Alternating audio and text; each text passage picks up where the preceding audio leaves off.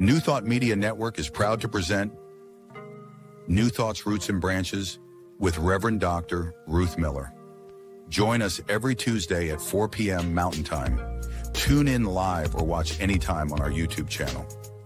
Discover the rich history of New Thought and its impact on modern spirituality. Join Reverend Dr. Ruth Miller as she shares insights, stories, and teachings that inspire and uplift. Experience deep insights and transformative teachings that connect you to the roots of New Thought. Visit our YouTube channel to catch up on past episodes and join us live every Tuesday at 4 p.m. Connect with us and be part of the journey.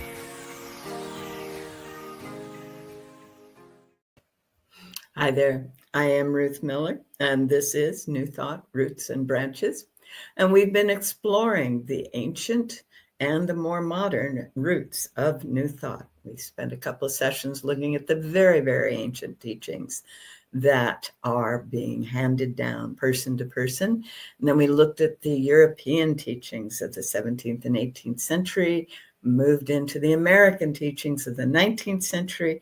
And this last few weeks, we've been looking at our teachers of the 20th century.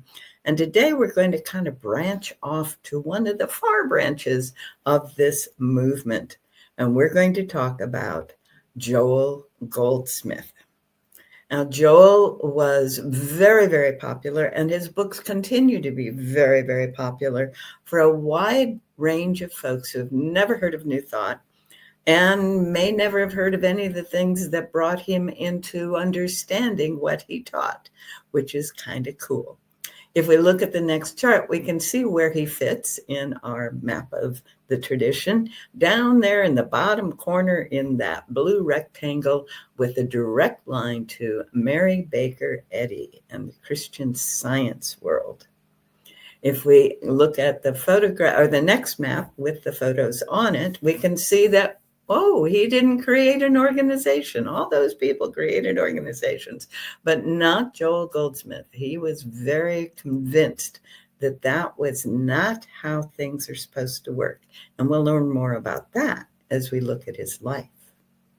Looking at his photos in the next slide, we see that he was very involved and during that 20th century. And you can see the evolution of his thinking in his very physiognomy, which was what Emma used to tell us, that our faces demonstrate what we are focusing on. So who was Joel Goldsmith?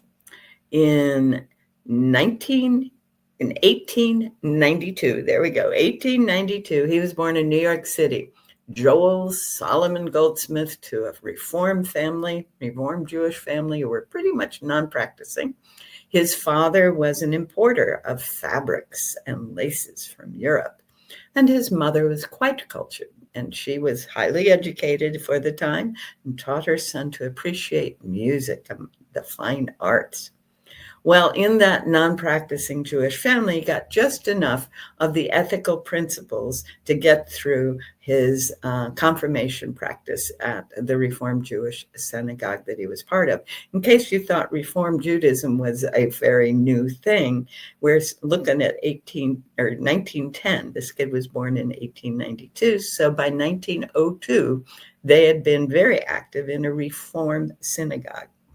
He attended elementary school and then left. So he got his confirmation at the synagogue and he was declared an adult by his family, and he began to travel with his father on his father's business. So in 1915, we begin to see what shifted and changed Joel Goldsmith from being a non-practicing Jew, traveling over the world, collecting fabrics, helping people buy them through his father. His father was in Great Britain and fell seriously ill, and the doctors notified the family through telegram that there was no way that he could survive. He was dying. But it happened that a Christian Science practitioner did some treatment work with him, and he recovered. This woke Joel's awareness This was the awakening experience, if you will. And he started to ask questions. Up to then, it was just background noise. But now, who is God? What is that God's nature? How does all of this work? Began to be very important. And he wanted to understand this Christian Science thing that could fix something that doctors couldn't. He also began to look at other religions there in that period of 1915 to 1918. In 1913, he had become a Mason. Okay, so he was already a Mason when his father went through this, which includes a fair amount of exploration of religious traditions, but it was not something, again, it was more like background noise. So it was after his father's healing that he woke up. World War I came around the next year, 1914. And he was in the United States Marines, part of that group of, folks who developed the song From the Halls of Montezuma to the Shores of Tripoli, right? He returned after the war and returned to the family business with his father. So we're looking at 1918, 1919 now. But he was mostly out there selling rather than helping collect the new materials. Unfortunately, if anyone's aware of our history during that period after World War I, the ready-made garment industry arrived in the U.S. And these beautiful textiles and carefully selected laces were no longer something that were sold to individuals in the way that they had been before. So the family business failed. Not too surprisingly, we all know that sometimes trauma will lead to illness. Joel became critically ill very shortly after, and he was given a prognosis of 3 months, which is a very short time with TB. He consulted a Christian Science healer, and during that 3 months was healed. It wasn't a case of instantaneous healing. It was a case of being in that consciousness over a period of time and undoing the old ideas. In the next slide, we get to see how just a few years later, in 1928, he was traveling and he became quite ill, and again connected with a Christian Science healer. And as he says, I was taken sick in the city of Detroit. I went to a building that was filled with Christian Science practitioners, found the name of a practitioner on the board, went up to the man's office and asked him to help me. He told me that it was Saturday and he didn't take patients on Saturdays. That day, he always spent in meditation and prayer. Goldsmith convinced the practitioner to allow him to sit with him. Notice that that's all he asked. May I sit with you while you're in meditation and prayer? This is key to Joel's work in the next stage of his life. He says, he talked to me about the Bible. He talked to me of truth. Long before the 2 hours were up, I was healed of that cold. And when I went out on the street, I found I couldn't smoke anymore. And when eating my dinner, I found I couldn't drink anymore.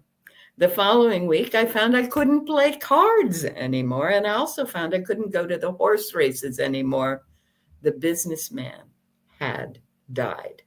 So all of those things were part of being a salesman in that period of the 1920s, 30s, all the way into the 70s. If you ever saw the TV series Mad Men, right? Those things were kind of normal. Everyone did that as part of business. But as of that day in 1928, sitting for 2 hours with a practitioner who was in his meditation and prayer, saying it out loud with him was sufficient to end all of that understanding of what life is and should be. So as we go into the next slide, we realize that Joel made up his mind then and there to be spirit-led. He said he was always under orders from the Spirit that guided him. So that was in November. He says he first heard the inner voice that guided him throughout the development of his message and ministry. He always obeyed the prompting of this voice in all decisions and incubated its communications through a discipline of guided meditation. Now, this is interesting. He would listen for the voice and then contemplate it, incubate the communications. Very different approach from some of the ways that we have been taught. He would be in the silence as much as possible so the voice could come through, but then he would sit with it and see what was emerging in it and around it. He was spirit-led in every aspect of his work.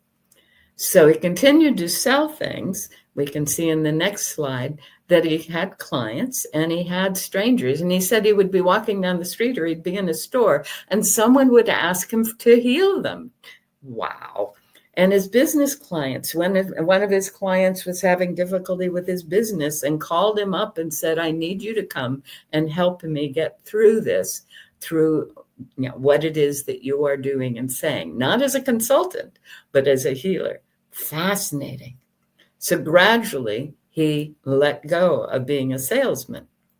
He joined a Christian Science church in New York, and he did all the things that one does as a member of any church, and particularly a Christian Science church, including going out to the prison at Rikers Island and working as a spiritual advisor and healer.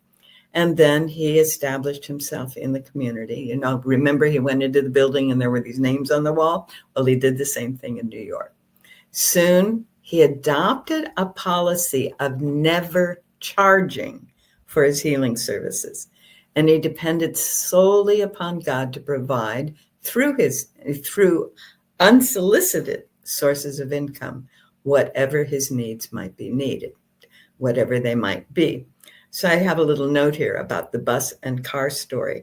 In some of his lectures, almost all of his books are transcripts of his lectures, but I actually got to hear one of his lectures him telling this story. He's going around the city being a Christian Science practitioner. He's not renting an office. He's not charging for services, but he is having to take the bus from place to place to deal with these services, to provide these services. It's the 1930s and 40s now.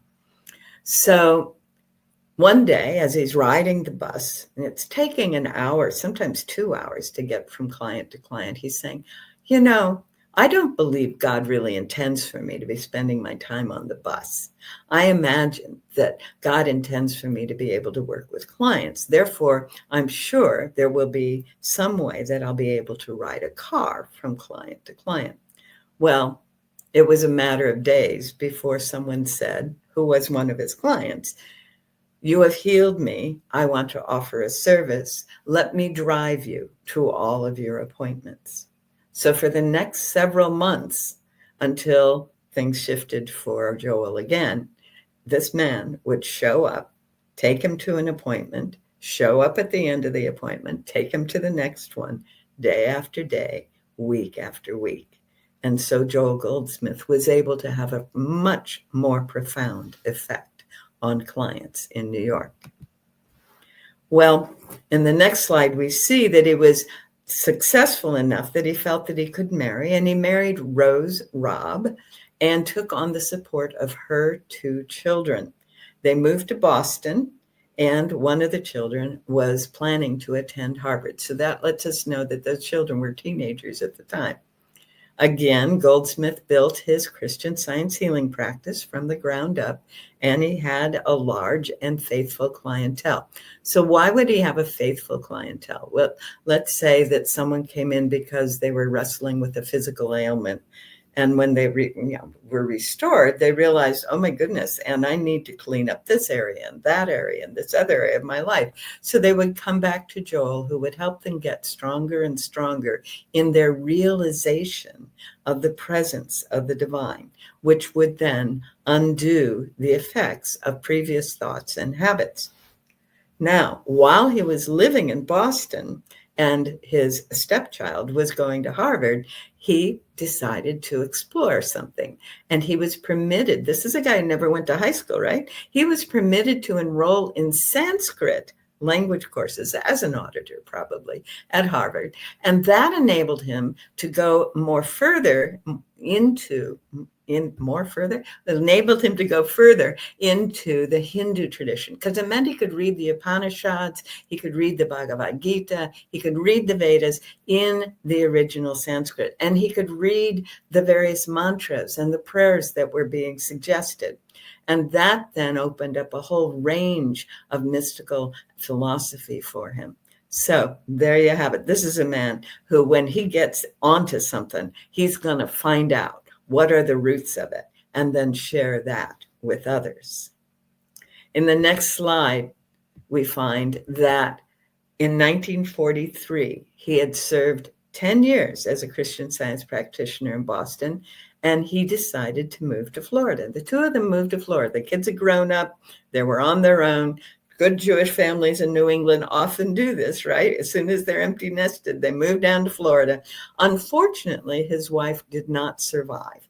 And so he came back to Boston and was persuaded by his friends there to move out to Los Angeles, California. So we're looking at just at the end of World War II. He's too old to have been in the service this time. But at the end of World War II, everyone's moving out to that beautiful sunshiny land of Los Angeles. In one version of a biography I did for Joel, I had the video played that was the train.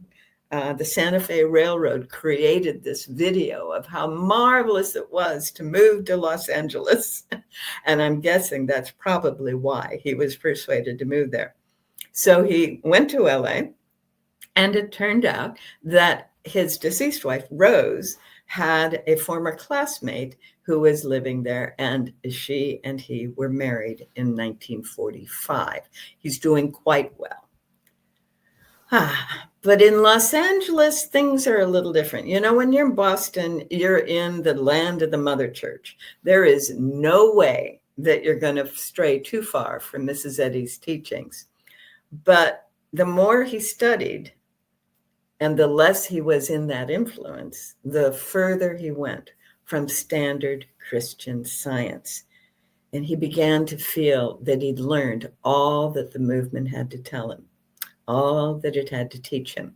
Mary Baker Eddy did a huge thing when she was able to take Quimby's experiences and experiments, wed them with various passages from the New Testament and Old Testament, and create the book Science and Health with Key to the Scripture, and build a church around it. And she ordained that book. If you remember when we talked about it, she ordained that book as the minister of that church. So the heads of churches in Christian Science are readers, and others are trained as practitioners to perform healings. Well, he realized that it was not just her teachings, but an organization structured around her teachings that was the limit. That the people in the organization were, in many cases, not actually following her teachings because they were following the organization norms. And anyone who's followed the history of any organized religion is familiar with this, yes? So he decided to separate himself from religious organization. And he realized that he could experience a whole new level of understanding. As it says there on the slide, a revelation of truth was unfolding itself to his consciousness, and this truth transcended and could not be contained or expressed within the structures of any existing church or religion. And that became the basis for the rest of Joel Goldsmith's work. When we look in the next slide, we see that what he did is very similar to what the Holmes brothers did. He collected his lectures and he published a book. This one is called The Infinite Way. It was the first year out in Los Angeles, and he wove in letters that had been written to his patients and students with his lectures, and began to offer his books and to let people know he was available as a lecturer. There were ads in local papers, and began to acquire a reputation in and around Southern California as a spiritual teacher. Now, he said he was not a Bible scholar. That's probably true because most of his biblical experience was through Science and Health with Key to the Scriptures. But remember that he had gone to study Sanskrit so he could understand the Hindu philosophy. So I'm guessing he had studied the Bible quite a bit on his own. Nonetheless, even though he insisted he wasn't, people would say, show up, and they wanted him to teach them a spiritual life and open their eyes to the true meaning of this Bible that they had grown up with.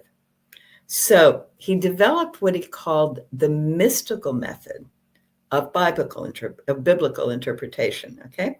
And his book, Spiritual Interpretation of Scripture, which came out in 1948, is the description of his method, but it's also his understandings based on doing this. Now, remember, this is a man who is saying, organized religion doesn't work. And this is a man who is spirit-led. So what he would do is he would open the Bible and he would read the passage and he would go inside and he would see what spirit had to tell him about this passage.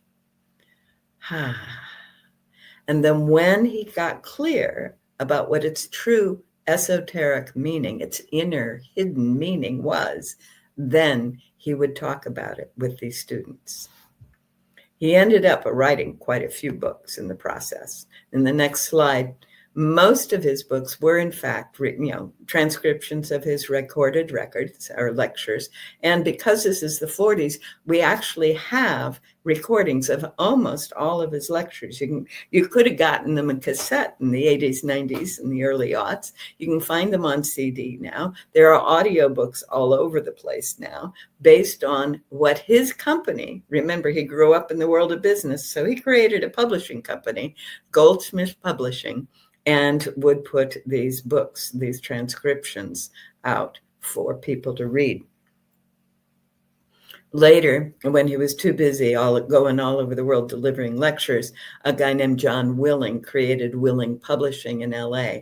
And then other companies, that company, the Willing Publishing, sold the rights internationally to 50 different countries. And the editor that Willing used was a woman named Lorraine Sinkler and her sister, Valborg. So Lorraine later wrote the biography, which is The Spiritual Journey of Joel Goldsmith. And you can find that pretty much anywhere. It's her version of his life and teachings. In the next slide, we'll see some of the books that Goldsmith produced. And these are actually not his publications. These are Willing's version of his publications, but they are some of the very early books. And that transition book, the one with the beach on the cover, was moving out from the Goldsmith covers to other more modern covers in the 80s and 90s. And there's another slide here coming up that shows you even more of his books. And a lot of people have gained a lot from that big blue book on the corner, The Letters of Joel Goldsmith, okay? The Infinite Way Letters. In the 40s, and during the war prior to the 40s, right? Well, the early 40s, between 1938 and 1945, Joel couldn't travel very much, of course, and people were writing him letters from all over the world. And he was doing healings through letters, just like Quimby had. He was offering them, and Myrtle Fillmore's healing letters. Both of them had been sending letters to people who were asking for healing treatments, and Joel did the same thing. A lot of his teachings may be found in those letters, and a lot of insight, shall we say, glimpses into who and what he was actually living his life as. But these other books, some of them have been transformative for people who have needed that bridge from either the analytical, agnostic nature that our culture encourages, or from the Christian or Judeo-Christian tradition that with its outlines and dogmas and doctrines. So he was opening people up to a more inner, esoteric, spiritual base. He was a world teacher. And in the next slide, we find out that initially He was invited to speak around California, and then the reputation spread, and he was moving up and down the coast on that railroad, the Coast Starlight, that many West Coast people have traveled on, and it's well worth it. You just have to time it right, that you actually get to see things in it. And then in 1950, he was given an invitation to go to the Unity Center in Waikiki, Honolulu. The Unity Center then, was offering him a place to stay, and he taught there, and it was so receptive that he decided to move there. But his new wife would not leave LA. She liked LA. She was settled there. Well, in 1950, our fella here is 58 years old. So it's not too surprising that he was ready to move to Hawaii, but it was kind of unusual, right? So they were separated. He stayed in Hawaii, she stayed in LA. And after a few years, it became clear that they needed to be divorced. And he married a woman in Hawaii named Emma Lindsay and taught mostly from his home, because by now he could do a lot of things, either with recordings, sending out recordings, or with letters. And occasionally he could get on the then internet. We called it television.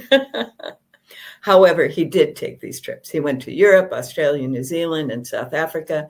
And there were an international network of the followers of the Infinite Way. Now, remember, this guy does not buy into organized religion. So in the next slide, we see that he was not going to do anything according to a preconceived plan. He did not prepare lessons. He would go into deep meditation during the days preceding a class, and from that consciousness state, that high level of consciousness, he would open his mind to spirit, and then things would flow through him. Well, some people would say he was channeling. He was opening his mind to the source energy, which is what Esther Hicks calls Abraham, isn't it? And so this source energy was speaking through Joel because he opened his awareness to a level of frequency that allowed that energy to speak through him. And often, as we see here, that what he was saying was new to him, and he was hearing from them for the first time. So he would often go back into his recordings in order to learn what it was that he was teaching. Isn't that fun? So he gave many, many, many classes, but it was always to encourage people to do the inner work, because it's in our inner life, in our inner capacity, that we become united with the infinite wisdom, the infinite power, the infinite beingness of the spirit. He was not wanting people to get caught up in groups. Well, what were some of the things that he said? Early on, he says, we understand there is not a spiritual universe and a material world, but rather that what appears as our world is the word made flesh, spirit made visible, consciousness expressed as idea. Okay, so the infinite, all that is expressing in what we see, hear, taste, smell, and feel. Next point, you might as well get used to the idea all the evils of this world are nothing but pictures in the mind. When you know this, they begin to dissolve.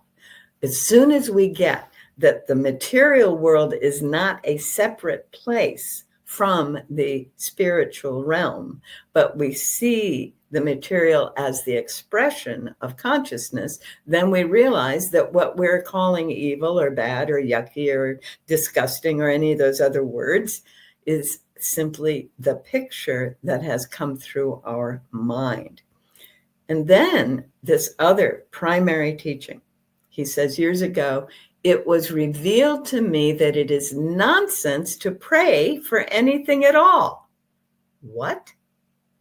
nonsense to pray for anything. Here was a guy whose father was healed because someone was praying, whose own life, his own body was healed because someone was praying. And now he's saying, no, that's nonsense.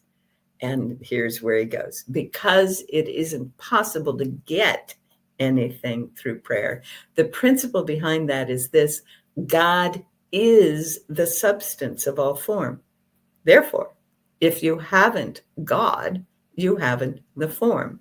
But if you have God, you have all the forms that God constitutes, which is to say, all forms of good, all forms of life, all forms of light, all forms of peace and beauty, and all that wonderful goodness, whatever we call it, which is what Emma used to say, right? That God is the good. God is the health. God is the strength. God is the beauty. God is the joy. Yeah. And so he got it. All we need is to feel and know and experience that presence in us, through us, and around us. In the next slide, we see some other things. He says, when you are praying or meditating for someone else, don't try to transfer thoughts to him. Do not try to know what is right for him or best for him. Remember, he's writing in the 40s of the 20th century, so everybody's a him. But sit, Joel says, in a state of complete receptivity, and then let the Father, the God presence, the Emmanuel, function as your consciousness. Basically, again, we're channeling, but what he is saying is the infinite all that is functioning as our consciousness has infinite power to express good wherever we are directing our intention or attention, right? So the Father is going to be and do whatever is needed. He says you may not receive any message for your patient or your student, but you do not need any. The student or the patient will receive it, and he'll receive it not from you, but from the source of you. Your consciousness acts only as the instrument of contact, and you yourself may never know what the message is, or even whether any message has been received, which kind of separates our ego from the practice that we may have been engaged in. I got no way of knowing, did that person get it or not? Nope. But I have to trust that the goodness that God is expressing in and through everything that I'm being, doing, and saying. Yes. And Joel was absolutely committed to this. It's an infinite way to be the instrument, the phone, if you will, the instrument of the infinite, so that the person that is somehow blocked because they're having symptoms they're uncomfortable with can actually receive the message. Isn't that cool? So in the next slide, we get a little more of these kinds of ideas.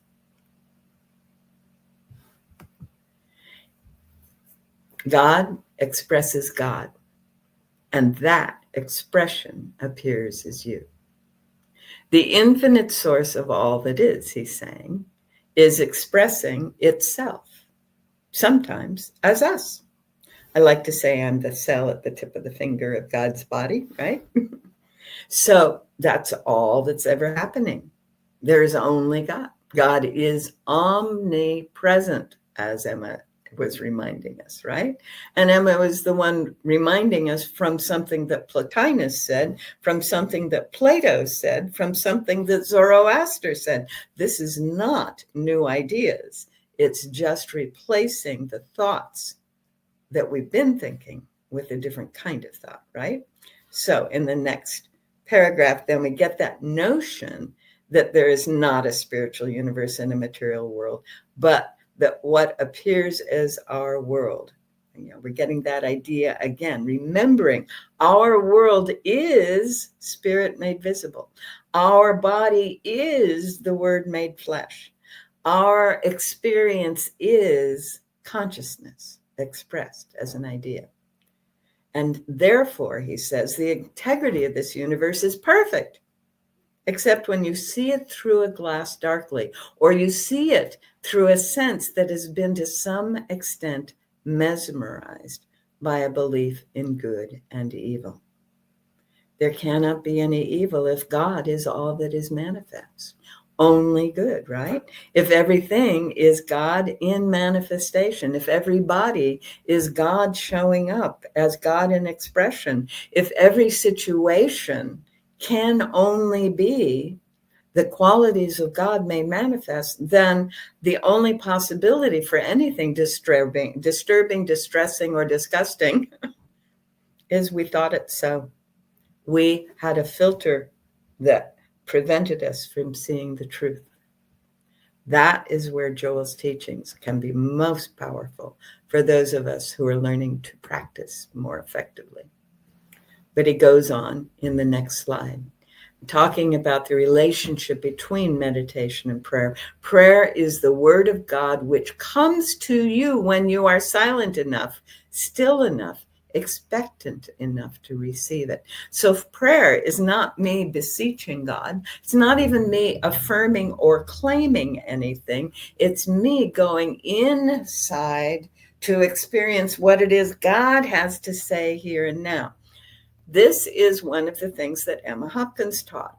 She was very clear that when we have lifted our consciousness to the level where what God has to say about this is what is coming through us, then we see the results.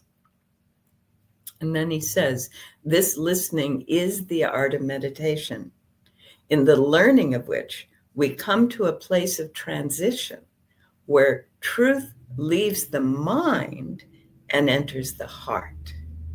In other words, there's no longer merely an intellectual knowledge about truth, but truth becomes a living thing within our being. Yes, that's the goal, where we're no longer talking about an idea that we call truth, but where we are experiencing that divine beingness in us, through us, and as us. Now, in the next slide, remember I told you that he was quite clear that there was going to be no organization. In fact, the phrase is adamant. As the student body grew, Joel became adamant that the infinite way should never be organized. He believed that historically organization put the veil on messages of spiritual truth and obscured the original teaching. So he wanted no memberships, no obligations, no dogmatic codes or structured leadership. There was nothing. There was just him putting the word out there in whatever way it would happen, so that everyone got, as who was ready to hear it, the way, the infinite way message. So to this day, there's none of that. And people who are drawn to the message of the infinite way find the message on their own. I remember I was doing some work with a peace organization in Europe, and a woman came up to me and she said, I think we need to work with you. And so I started working with them, and it turned out that she had made a life commitment to help make the peace on the planet happen. And she had created a book group in order to reinforce this for herself and other people she was working with. And they had come around to, oh my goodness, Joel Goldsmith. And they were reading Parentheses in Eternity. Well, I had been drawn to Joel's work when I was dealing with my own healing process. And in my healing process, I found his book, No Man Was Born to Cry. Oh, wow, did that wake me up? Well, for her, parentheses in eternity, this idea that we are only here for a period of time in an eternal existence, right? This is our human existence within the total of the eternal existence. And the realization that the eternal godness of being was expressing as us for a period of time allowed her to feel empowered to make this international peace organization unfold, and also to connect with some pretty high-powered people. It was an amazing experience, but she had been drawn from totally unrelated materials to Joel Goldsmith, just as I had been at the time that I needed to hear that. So they may enjoy meeting with the others on the same path in classes or tape groups, but their core practice as individual study, meditation, and the practicing of the principles. Well, Mr. Goldsmith lasted on the planet a good number of years. And in the next slide, we find out that he was in London, UK, the same place where his father was declared about to die in 1964. So his father would have been 1907 and then 1913. 1913 was his father's process. So here we are coming up in June of 64, and Joel Goldsmith died at the Piccadilly Hotel. His body was cremated, and then the ashes were sent to Emma Lindsay, who took them back to Hawaii. And there is a shrine now in Hawaii for Joel Goldsmith, and there are bookstores for Joel Goldsmith, and there are books all over the world in many, many, many languages in which these teachings that came probably most adequately or accurately stated through Joel Goldsmith as he lifted his consciousness to the highest possible level and allowed spirit to be the teacher through him, as him, without establishing any doctrine in what he called the infinite way. I often wondered, was that spirit's name for it as well, or was it Joel's idea? And that's one of the interesting things when we do allow ourselves to be a vehicle for spirit. How much of it is something so much greater than us we cannot conceive, and how much of it is our own selves? And that's something that we get to look at in all of these teachings. I remember when the book Conversations with God came out and Neale Donald Walsch was promoting it. And so I went and looked at it, and I had listened to enough of Neil's language to be able to discern, let me put it this way, what was coming through him and what was being so filtered by him that it really was him and not God speaking. And one of the places in that very first book that almost nobody seems to have caught is there's a place in there where Neale Donald Walsch says, are you God? And the response is, for all practical purposes in your life, I am. All right. Now, there's another model that I like to work with, and this is the model produced by another channel of spirit called Jane Roberts, who channeled an entity, source energy, called Seth. And in that model, we each are physical forms of a soul self that is manifesting as several physical forms right now. So the way I kind of think of it is there's the hand, and the hand is, I'm backwards on the thing. The hand is like an oversoul, and this is each of the lives of the oversoul at any given time. Someone dies and they come back in a different life. Okay, so there's this oversoul, but this oversoul is part of a larger oversoul, which is part of a larger oversoul, which is part of a larger oversoul, till we get to the ultimate source energy. My sense is that most folks who are channeling source energy are channeling their own oversoul. And that's what Ralph Waldo Emerson called it, was oversoul. So in any case, it is spirit, it is divine, it is infinite, and has access to wisdom that we couldn't possibly have access through our normal intellectual processes. Well, that's it for today. Thank you for joining me on New Thought, Roots and Branches here on the New Thought Media Network. Have a great week.